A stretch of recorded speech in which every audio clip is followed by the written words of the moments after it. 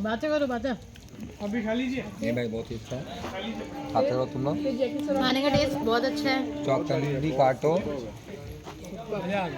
बस खाने का टेस्ट अच्छा है। नहीं सर, सारे खाना जिसने भी बनाया सर एक नंबर, होटल से भी बेस्ट टेस्ट है।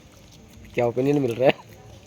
अब यहाँ पे तुम क्रिकेट वाला कमेंट्री मत चालू कर देना। नहीं जी, जो नहीं आया सर उसने ये मिस कर दिया। हाँ पता चलेगा।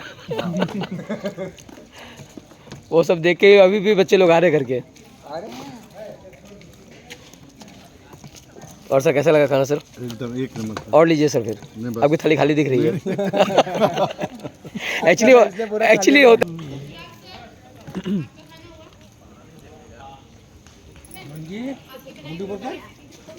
गद्दार आदमी ऐसे ही होते हैं। अच्छा लगा। 2 पापड़ पापड़ इतना सारा नहीं शिवम ना है।